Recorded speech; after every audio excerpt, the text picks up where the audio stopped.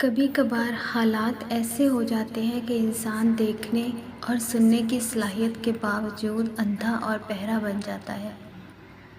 کاش انسان ظاہری طور پر جیسے دکھتے ہیں اندر سے بھی ویسے ہی ہوں۔ انسانوں سے متاثر نہیں ہونا چاہیے، کیونکہ یہ جو دکھتے ہیں ویسے ہوتے نہیں ہیں، اور جو ان کا اصل روپ ہوتا ہے وہ یہ کسی پر آشکار نہیں کرتے۔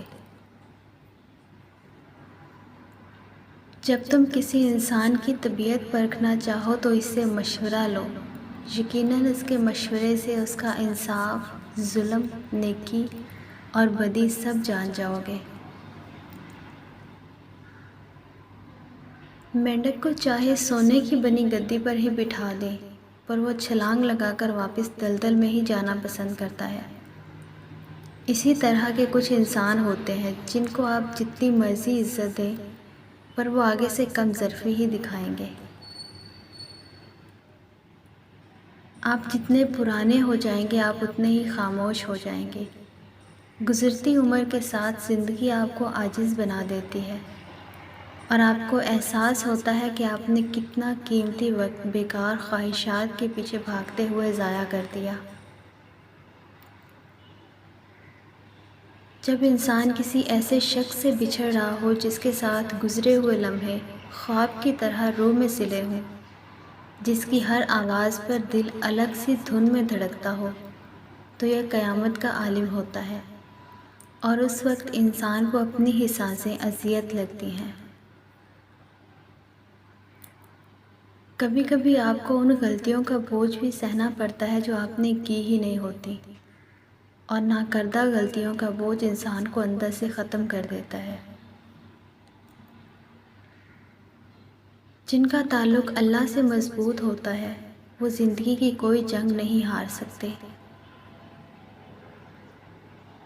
اداسیاں جب گھر کر جاتی ہیں تو الفاظ بے اثر لگتے ہیں، ہر تسلی جھوٹی لگتی ہے، کیونکہ ہم نے بہت کچھ سیکھ لیا ہوتا ہے انسانوں سے اور زندگی سے۔ لا حاصل چاند کے پیچھے بھاگنے والوں کے قدموں سے جب زمین سے رکھتی ہے تو پہلا زخم روح پہ لگتا ہے، اور وہ زخم گہرا ہو یا نہ ہو، اثر ہمیشہ کے لیے چھوڑ جاتا ہے۔ اگر کسی کو آپ کی محبت محسوس نہیں ہوتی اور نظر بھی نہیں آتی تو یقین دلانے کی کبھی کوشش نہ کریں، ناکام رہیں گے۔ محبت ایک لطیف احساس ہے، یہ پتھر دلوں پر نہیں اترتی۔ مرد جب غصے میں گھر چھوڑ کر جاتا ہے تو وہ جیسے جاتا ہے ویسے ہی آ جاتا ہے۔ اس کے گھر سے جانے پر اس کی اپنی عزت پر حرف آتا ہے، نہ اس کی بیوی کی عزت پر حرف آتا ہے۔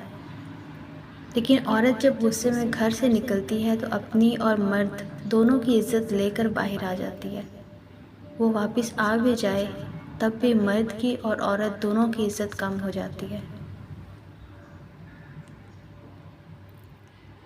کتنا برا لگتا ہے نا جب آپ صحیح ہوں، مخلص ہوں، تو کوئی آپ کو غلط سمجھے، کسی غلط فہمی کا شکار ہو کر آپ سے بدظن ہو جائے، اور آپ کو ایک موقع بھی نہ ملے خود کو ثابت کرنے کا، اور آپ کو سزا سنا دی جائے اور یہ تک بتانا گوارا نہ کیا جائے کہ آپ کا قصور کیا ہے۔ مخلص اور منافق میں فرق سمجھ آنا بھی ایک نعمت ہے، اور جب آپ ان دونوں میں فرق جان جاتے ہیں تو ہزار میں سے صرف ایک کو ہی مخلص پاتے ہیں۔ اگر چھوٹے قد والی عورت خوبصورت دکھنا چاہتی ہے تو ایک کام کرے، اپنی زندگی میں مطمئن رہنا سیکھ لے۔ اللہ کی بنائی ہوئی ہر شکل، ہر ہائٹ خوبصورت ہے۔